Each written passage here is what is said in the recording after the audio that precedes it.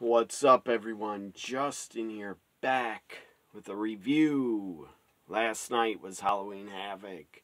After the show, I was very tired, and I need to get sleep. Anyways, that's why I didn't do the review last night. It was not uploaded last night because I was tired as fuck. In the review, 8 views I would have got was not worth doing it last night. Maybe I'll get less views the next day. I don't care. I'm doing the review because I want to, and I'm a fan. I'm not doing this for any views. Trust me. If I was trying to do it for views, I would put out a lot more damn videos. Anyways, I do put out a lot of video game uploads. Hopefully you enjoy those if you're a fan of video games like I am. I'm getting a new game pretty soon that I'll probably upload, Gotham Knights. Anyways, Halloween Havoc 2022's in the books. This is my review for it. Up first, we had the ladder match to crown a new North American champion. Solo Sikoa was stripped. Speaking of Solo Sikoa, got my new Usos We The One shirt yesterday. I don't understand why Solo was stripped.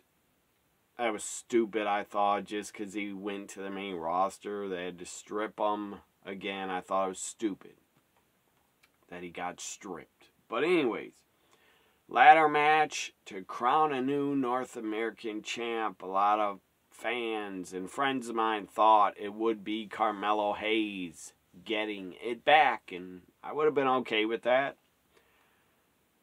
Carmelo's great, but the guy should be called up by the Royal Rumble. He should be on the main roster. Or at least right after WrestleMania, the Raw after WrestleMania. So Wesley, Carmelo Hayes with Trick Williams. Oran Massa.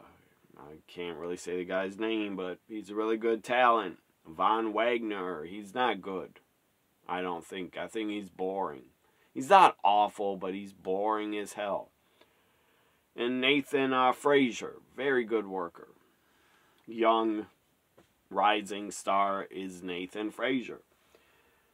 So I thought hopefully Wesley wins, but I didn't really think they would give it to him. But they did. And before Wesley won, my God, insane. So many insane, crazy bumps, risky fucking bumps with the ladders. It was insane. Very good ladder match. 5-way ladder match. At one point, fucking Von Wagner was trying to set up the ladder against the barricade, and the fucker looked like he didn't even know how to set up a ladder. Like sideways. He looked like he was about to hit a fan with the damn ladder. But anyways, Von picked up Wesley at one point. Tossed him. I thought he was going to toss him into the crowd. Like Bam Bam Bigelow did to Spike Dudley in ECW in 97. Tossed him, and then Spike Dudley, because ECW fans were so hardcore and passionate, they caught Spike. And then body surfed him through the ECW arena. That was a great moment in ECW history. But Von tosses Wesley, and unlike Bam Bam Bigelow, which at least Bam Bam got Spike over the barricade, Von just tossed him on the announce table, and I'm sure that was a spot, but it was bad. Just Wes bounced off the announce table. It didn't break. And holy fuck, he looked hurt and knocked out, like he got the wind knocked out of him. It was a bad bump on the announce table. But then somehow Wesley got up from that. I thought he was done. I thought he was done and out for the rest of the match. Before that, fucking Von Wagner got laid out on a ladder and got splashed through the ladder. It broke. Nathan Frazier put him through the ladder. Why the fuck did Von get up after that? I don't know. But that's stupid. Seriously, wrestlers that take insane bumps and get put through shit should not be getting up in like 2 minutes. Like, at least sell for 5 or 10 minutes and stay the fuck down. Anyways, Wesley wins. It was fucking awesome. I love Wesley. He's a great guy, great wrestler. He deserves it. Never, they announced, Wesley has never been a singles champion. That's hard to believe, but I guess it's true. Wesley, the new North American champion again. That was fucking awesome. And there's a video shared on social media, Instagram, Twitter, of Shawn Michaels and Wesley hugging. Wesley was very emotional, and he probably looks at Shawn Michaels like a father figure, like a lot of the NXT talent does, because they're young, and Shawn's like, I don't know, 55 years old or something, or 54. So he could be their dad, legit, he could be their dad if they're all in their 20s. Anyways, Wesley, the new champ, awesome. It's about time the guy has some gold again. He was a former NXT tag champ with Nash Carter. About Nash Carter, the guy should get a second chance, in my opinion. Yeah, he fucked up. He took a stupid picture in a fucking Nazi costume. That shit is stupid. That's wrong. Don't be a dumbass and do that shit. Don't be on the wrong side with the fucking Nazis. It's not funny to dress in a Nazi costume. It is not funny. And it is not cool to be anti-Semitic. Fuck you if you are. Anyways, up next, spin the wheel, make the deal. Shotzi, the host. My God, she looked hot and gorgeous. The whole show, she was in 2 different, like, Halloween costume outfits. Shotzi, the host, spun the wheel backstage, I believe, on the kickoff. Also on the kickoff was Dave LaGreca. Awesome, great to see him. Great to hear him. A part of the kickoff. He's the guy that started Busted Open on Sirius XM. Love Dave, love his show. Anyways, Sam Roberts can go to hell. I don't need to see him ever again on a kickoff, but I really like Dave LaGreca. So, yeah, Shotzi spun the wheel for Apollo Crews and Grayson Waller. Their stipulation for Halloween Havoc. It's a casket match. Kind of stupid to have a casket match, in my opinion, unless the character or wrestler is like a dark character. But whatever. So Apollo defeated Grayson in a casket match. It only went 12 minutes, 58 seconds, but holy shit, it felt like 20 minutes. Felt way too long between Apollo and Grayson, but at least Apollo won. Thank God he won. One point, when Apollo was broken through one of the caskets, he was just laying there and went through the casket. The lights went out, then he's on his feet. That was weird. But I seriously thought when the lights came back on, Chucky was going to be there or something, or standing in the ring like a robotic Chucky doll that they could probably control with a fucking remote controller. Because that's how they probably do the Chucky show. They have a whole bunch of Chuckies that are run by remote controls. Anyways. That would have been funny as hell if they would have had Chucky standing by the entrance, walking towards Grayson to scare him. That would have been funny, but it did not happen. But Chucky was on Halloween Havoc a lot. He did a voiceover for the start of the show. And it makes sense because NBC, Universal, Peacock, they own USA Network. Chucky series is on USA. So it's good fucking cross promotion for Chucky series and NXT. Or Chucky to be on Halloween Havoc, it makes a lot of sense. And I thought it was good. Just hear Chucky. So Apollo wins. The match was like 10 minutes. Not 10 minutes too long, but should have ended in like 8 minutes. Up next, spin the wheel, make the deal. Weapons, wild matchup. Roxanne Perez and Cora Jade. I thought it was really good, but I don't know. The crowd wasn't into it that much. I think they were blown up and tired by now because they went nuts. The crowd went nuts for the ladder match and got all their energy taken out of them or something. But it wasn't a bad match at all.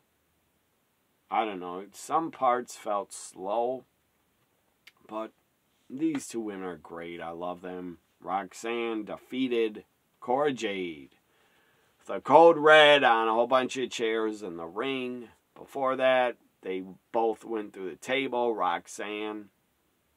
Cora Jade really protected Roxanne. She had her arm around the back of her head. So she's protecting her neck and head. And these two women in real life are, I'm sure, really, really good friends. And they have really good chemistry. I think I liked their Heat Wave match a little bit more. But I don't know. I have to watch it back. The Halloween Havoc match. I have to watch it back again. Maybe I'll like it more. So Roxanne wins. I think in 2023, by the fall or a year from now, I think Cora and Roxanne should be on the main roster. Up next, we had the ambulance match. Again, every match almost a gimmick match. Not every match, but a lot of them. 4 out of 6 were gimmick matches, but it made sense because Halloween Havoc, basically, it's a gimmick event. WCW with Halloween Havoc did some bad gimmick matches. Some really bad shit. Chamber of Horrors, 91. Even though I enjoy it now and laugh at it when I watch it, but that was bad. Chamber of Horrors was horrible. 1991 Halloween Havoc. The Yeti hugging Hogan with the Giant like they're DPing Hogan. That shit was stupid as fuck. That Yeti, the fucking mummy Yeti coming out in 95, that was worse than anything NXT has ever done. That was some of the dumbest shit I've ever seen in wrestling, is the Yeti. I don't even understand it. Like, the Yeti just...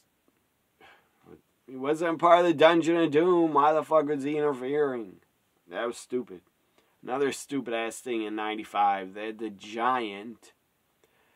The Giant fell off a roof to his death after the monster truck showdown, which that was stupid also, on a roof. Like legit, it looked like Hogan was driving his monster truck. That was weird.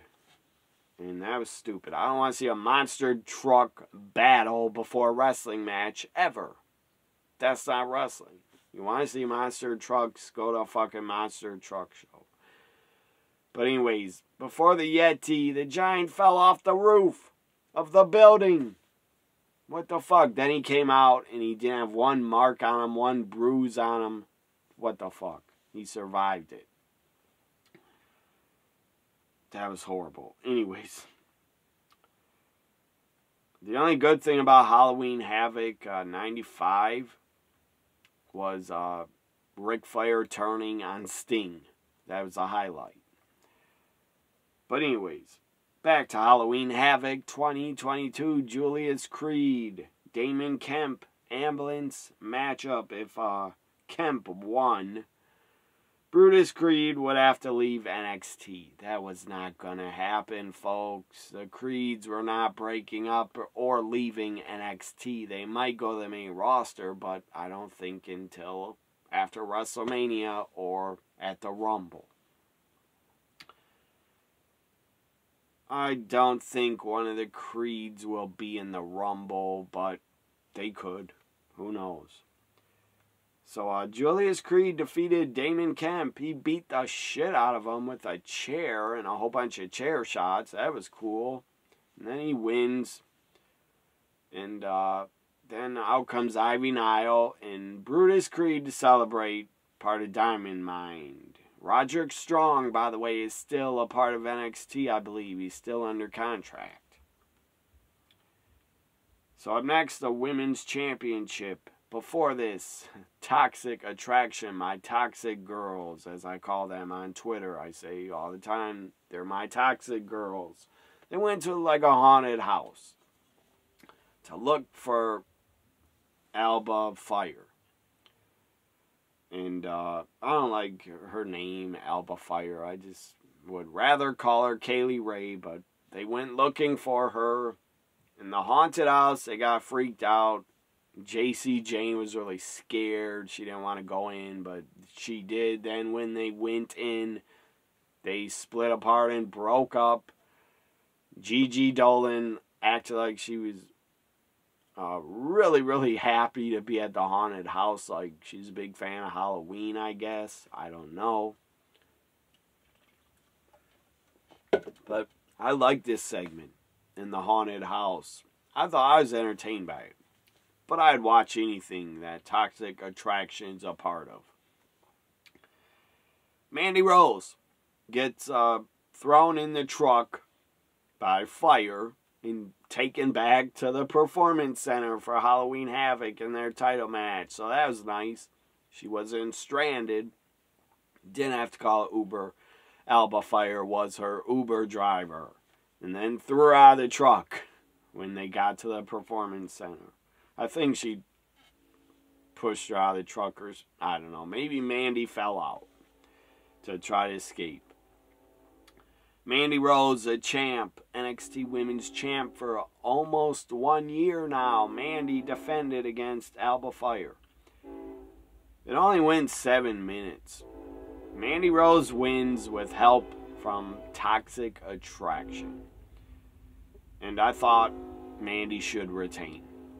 Now the main event, triple threat for the NXT Championship. Braun Breaker defends against J.D. McDonald's and Ilya Dragunov. Or however you say the guy's first name. I just like to call him Dragunov. Dragunov, if you haven't seen the guy work before, he is awesome. The guy had great matches in Progress, NXT UK, and now NXT. He's a great, great, great wrestler, is Dragunov. And Braun Breaker, the guy's a natural. He's fucking awesome. That's obvious. And JD's a really good worker, but I don't care about the guy. So, 23 minutes, 47 seconds, had a really good triple threat. I never ever doubted that Braun Breaker was winning and retaining. Braun Breaker wins and retains. Again, I never doubted it that he would win. So Braun Breaker, still your NXT champ. I love that. The guy should be caught up and be put in the Royal Rumble match or on the Raw after WrestleMania to debut. Braun Breaker, I don't think I would be great at promos, but he doesn't need to be. He's so awesome in the ring. So there's my Halloween Havoc 2022 review. Hope you enjoyed it. My grade for the show, I give it an A-. Because Braun retained, and I thought he should. And Mandy retained. I thought she should. And Wes Lee became a champion. That's all great, awesome outcomes, in my opinion. That's why I give it an A- for Halloween Havoc 2022. Or maybe a B+. Either a B+ or A-. You decide. My grade, I give it an A-. Like, comment, share, subscribe. Bye for now. The next pay-per-view premium live event, I will predict Crown Jewel coming up in, I think, 2 weeks. Bye for now.